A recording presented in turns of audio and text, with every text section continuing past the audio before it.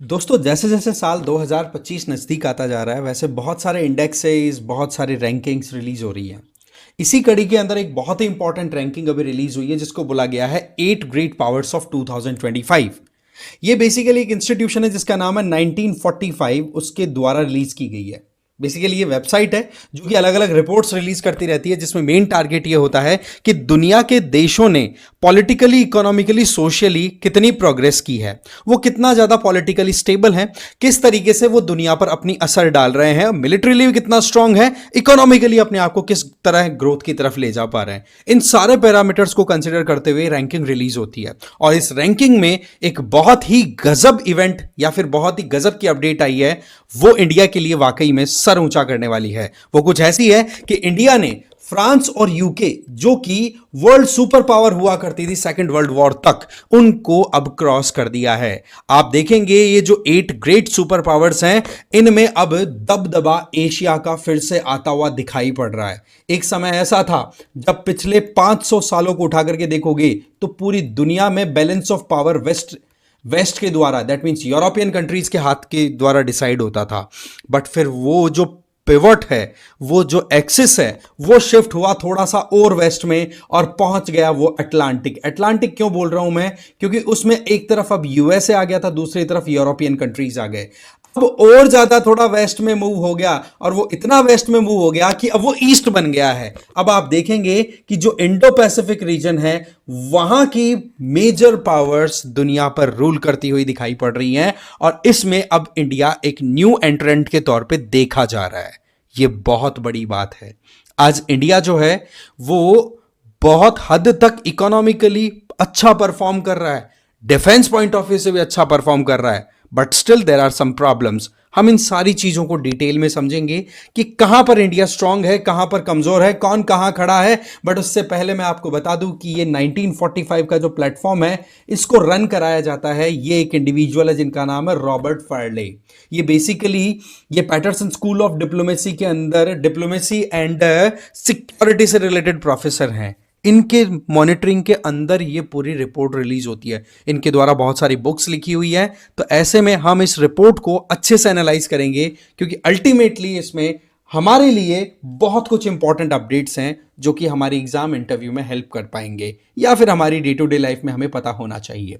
But मैं आगे बता दूं आप लोगों को, पीडब्ल्यू ओनली आईएएस की तरफ से यूपीएससी फाउंडेशन कोर्सेज रन कराए जा रहे हैं जिसमें 2026 के जो एस्पिरेंट्स हैं वो संकल्प कोर्स ज्वाइन कर सकते हैं जो हिंदी में है, टाइटन ज्वाइन कर सकते हैं जो इंग्लिश में है। सिमिलरली 2025 का जिनका टारगेट है वो हिंदी और इंग्लिश के लिए प्रहार ज्वाइन कर लो और टाइटन ज्वाइन कर लो जो इंग्लिश वाले हैं। रेट मात्र 8,000 रुपए है। इसमें आपको लाइव एंड रिकॉर्डेड क्लासेस के अलावा daily MCQs and mains answer writing practice, इसके अलावा सी सेट क्लासेस मिलेंगी और आपको कॉम्प्रिहेंसिव जीएस बुक्स भी मिलेंगी जिससे कि आप डिटेल में अपने खुद के कॉन्सेप्ट तैयार कर सके पढ़ करके।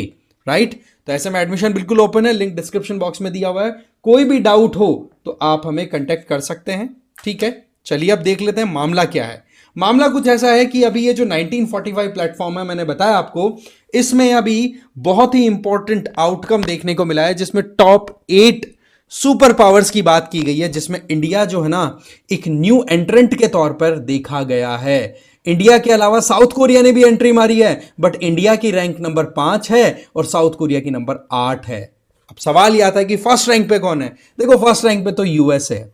यूएसए ने देखो सेकेंड वर्ल्ड वॉर के बाद से अपनी पकड़ शानदार बना रखी है। ठीक है, और ये 1945 का जो नेम है ना इस पर्टिकुलर प्लेटफॉर्म का जिसने ये रिपोर्ट रिलीज की है, इसके पीछे भी, नाम के पीछे भी यही लॉजिक है कि 1945 का वो समय जब हिरोशिमा नागासाकी के ऊपर न्यूक्लियर बॉम्ब डाला गया, न्यूक्लियर एरा स्टार्ट हो गया, उससे लेकर आज तक ह्यूमैनिटी के ऊपर क्या असर पड़ा है, कितने नुकसान कितने फायदे हुए हैं, इन सारी चीजों को मॉनिटर करने के लिए ये पर्टिकुलर आइडेंटिटी दी है 1945। समझ गए? इसके अलावा नंबर 2 पे है चाइना।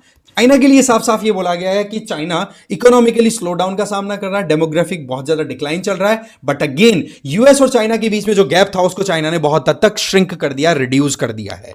फिर आप नंबर 3 पे देखेंगे, दैट इज रशिया।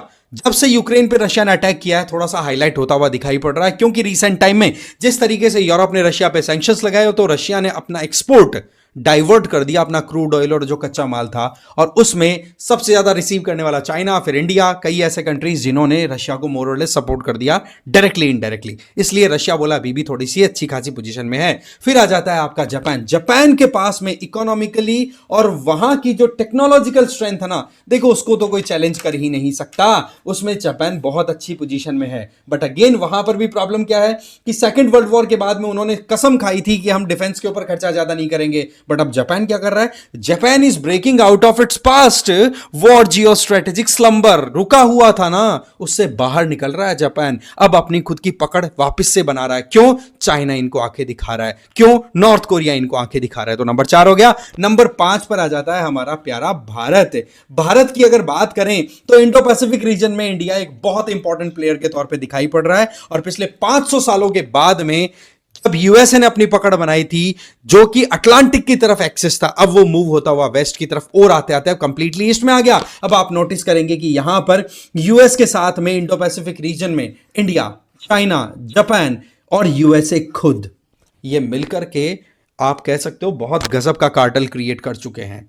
अब इंडिया की बात कर लेते हैं। इंडिया के लिए कहा गया है कि इंडिया इज अ न्यू कमर, क्योंकि पहली बार इस तरीके से टॉप 8 पावर्स में, सुपर पावर्स में इंडिया को जगह मिली है। क्यों जी? इसके पीछे इंडिया में इकोनॉमिकल ग्रोथ को बहुत इंपॉर्टेंट पोजीशन दी गई है, साथ ही साथ पॉलिटिकल सिस्टम भी बाकी कंट्रीज के कंपेयर, चाइना और रशिया के कंपैरिजन में हमारे यहां पर डेमोक्रेसी को बहुत बढ़िया प्रेज किया गया है, और it should be praised ultimately, right. इसके अलावा हम इनोवेशन के अंदर आगे बढ़ रहे हैं, साथ ही साथ हमारे मिलिट्री रिलेशंस आज देखो किस तरीके से बढ़ रही है। हम फ्रांस, यूके, है ना, या फिर रशिया, इन सब के साथ में मॉडर्न टेक्नोलॉजीज का एक्सेस भी ले रहे हैं, और साथ ही हमको मेक इन इंडिया के तहत हम खुद के लोकल मैन्युफैक्चरिंग को भी प्रमोट कर रहे हैं। बट उसके साथ साथ में हमें यह भी ध्यान देने वाली बात है कि हमारे कुछ चैलेंजेस भी बन रहे हैं। वो चैलेंजेस क्या बताए गए हैं कि देखो, इंडिया की इकोनॉमी मोर और लेस थोड़ी सी सिस्टम जो ना हमारा वो है स्केलेरोटिक। स्केलेरोटिक का मतलब होता है एक तरीके से आपकी रिजिडनेस आ गई, अडेप्टिव जो होते हैं ना, हम चीजों को सीखते हैं, वो चीजें रुक रही हैं। हमारे यहां पर गरीबी अभी भी मेंटेन्ड है,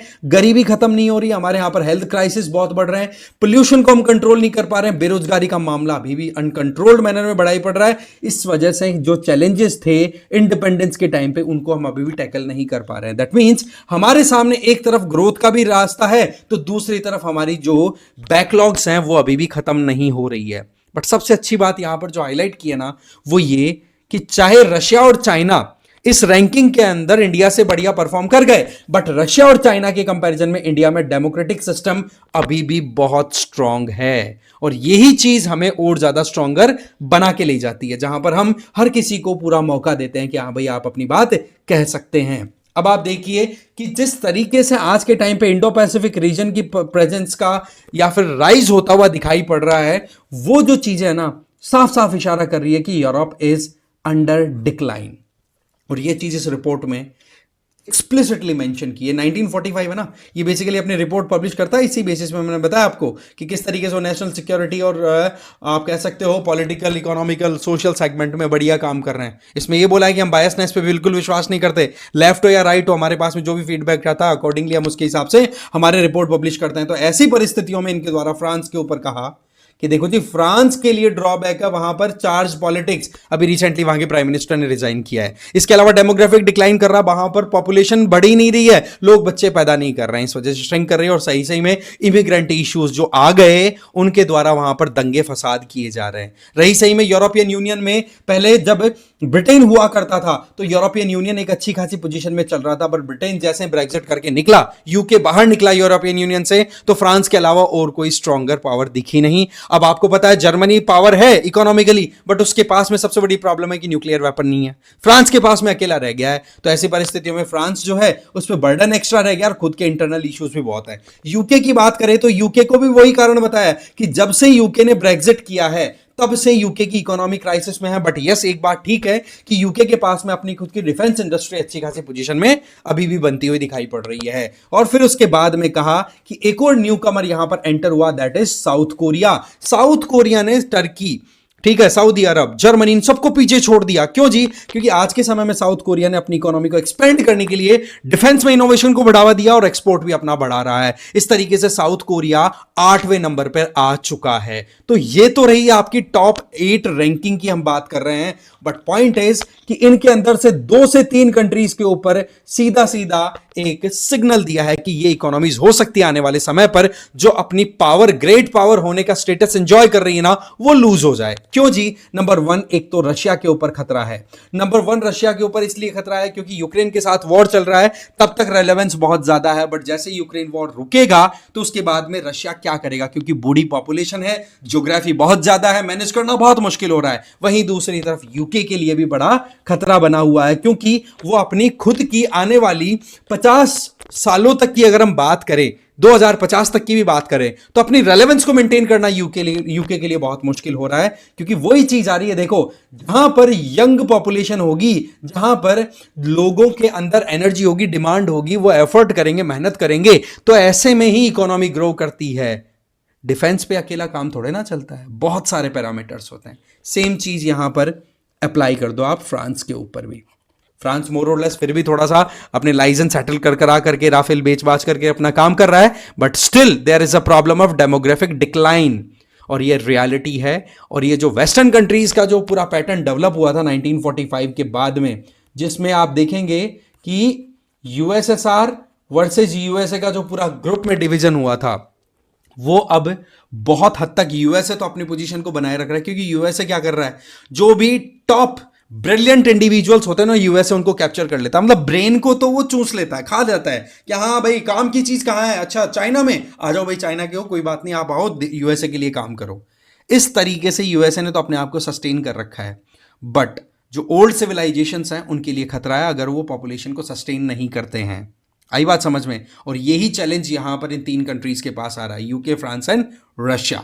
साथ ही साथ चाइना जो है वो अपनी पोजीशन को एक्सपेंड तो कर रहा है, बट चाइना के साथ में कई प्रॉब्लम्स में एक और बताना चाहूंगा। चाइना नो डाउट वर्ल्ड की सेकंड सुपर पावर कंसिडर हो रही है, नो डाउट उन्होंने अपनी इकोनॉमिक एक्सपेंशन बहुत हद तक कर ली है, यूएसए के साथ टेक्नोलॉजिकल गैप को बहुत हद तक रिड्यूस कर दिया है, but there are some problems. Number 1, Russia Ukraine conflict के चलते नो डाउट चाइना को रशिया का सपोर्ट मिल रहा है, बट कितना? एक ना एक दिन तो ये युद्ध रुकेगा ना, क्योंकि फिर उसके बाद में चाइना के बाकी कारनामे भी तो एक्सपोज होंगे। क्योंकि चाइना क्या कर रहा है, चाइना सेंट्रल एशिया की तरफ अपना एक्सपेंशन कर रहा है, जो कि यूएसएसआर से ही निकले हुए देश हैं।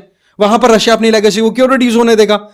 चाइना की इकोनॉमिक एक्सपेंशन रशिया के लिए चैलेंज, तो रशिया चाइना के लिए चैलेंज बन सकता है। नंबर 2, चाइना की डेमोग्राफिक डिक्लाइन कर रही है। नंबर 3, इकोनॉमिक स्लो डाउन का सामना भी चाइना कर रहा है। तो चाइना के सामने ये चैलेंजेस है। हमारे सामने क्या चैलेंज है मैं आपको बता चुका हूं, बट अब लास्ट में जाते जाते आप लोगों के लिए एक क्वेश्चन भी है, आपको इसका आंसर कमेंट बॉक्स में दे देना है। आप बताइए कि अफगानिस्तान के साथ में बॉर्डर शेयर करने वाले कौन कौन से कंट्रीज हैं। ये एक PYQ है यूपीएससी प्रीलिम्स का।